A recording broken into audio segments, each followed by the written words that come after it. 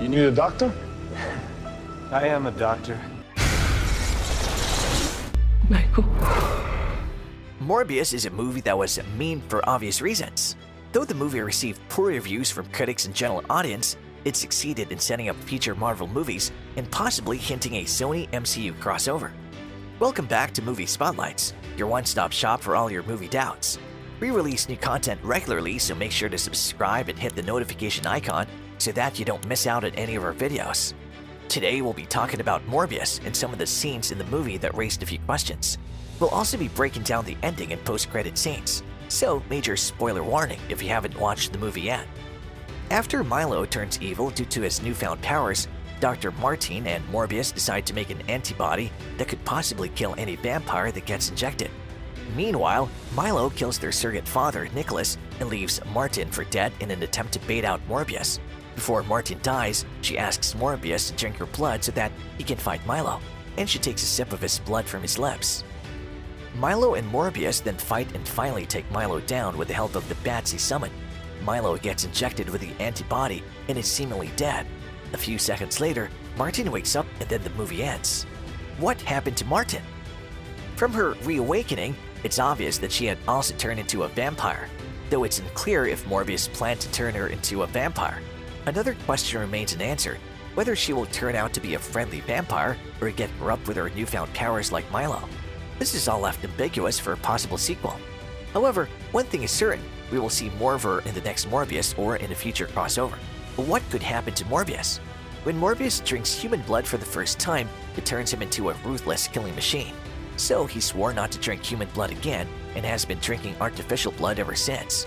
But he finds that his body is slowly rejecting the artificial blood and that he would need to move on to human blood at some point. And at the end, when he drinks Martine's blood to fight Milo, we get to see the most powerful version of Morbius.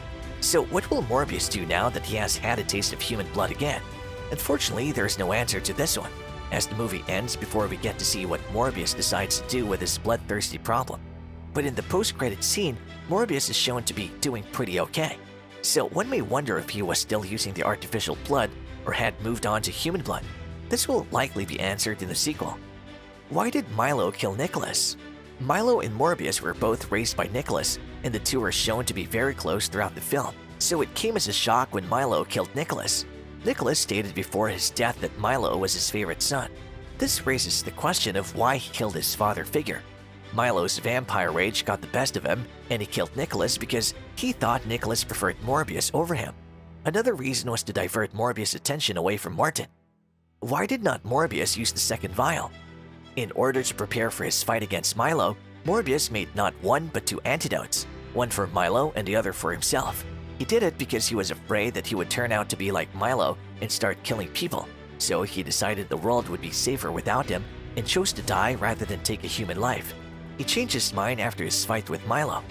This could be because he realized he could help people with his abilities, or because Morbius was changed by drinking human blood. Bats and vampires. During his final battle against Milo, Morbius was shown controlling a swarm of bats to help him. Morbius previously stated that the bats welcome him as a member of their family. This is due to the fact that his abilities were derived from bats.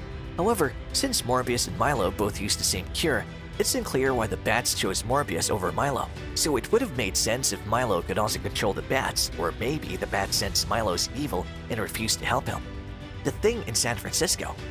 When Agent Rodriguez discovers the bodies of Milo's victims, he comments that he had not seen anything like that since That Thing from San Francisco.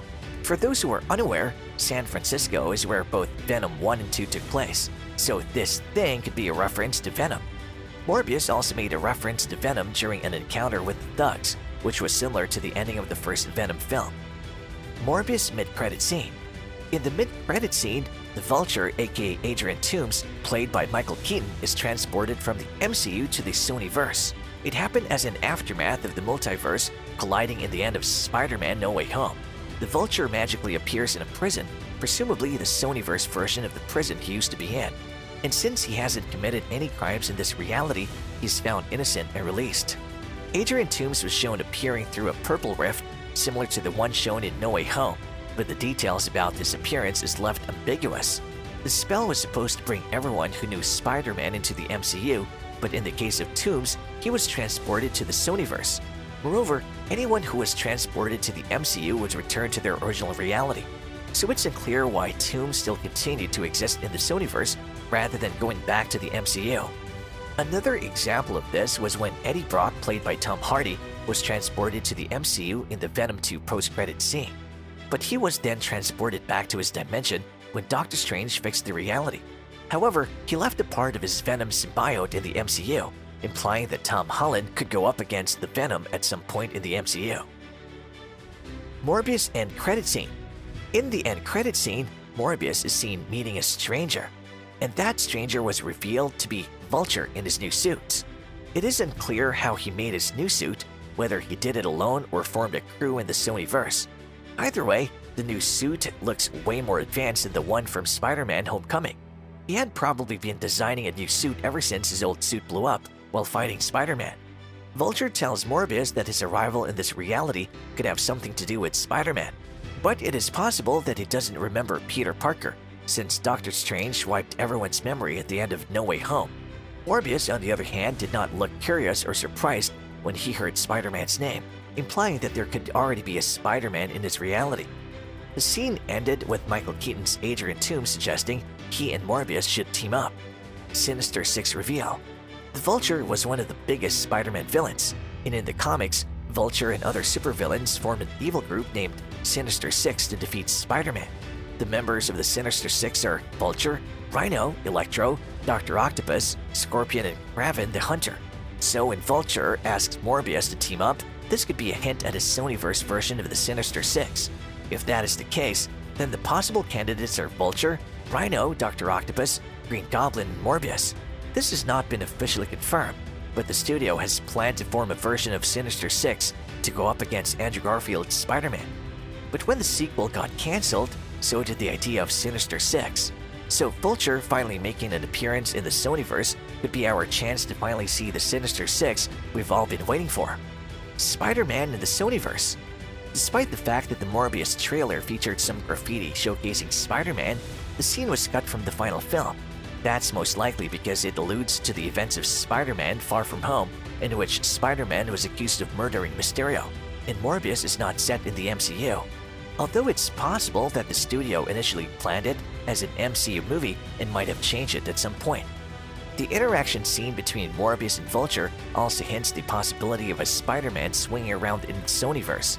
Unfortunately, we have no clue as to who that Spider-Man could be. Some theorists suggest that Andrew Garfield could be making his comeback. Others speculate that it could be a Tom Holland variant, or it could be someone entirely different. It's still a mystery, but we will probably find out about it sooner rather than later.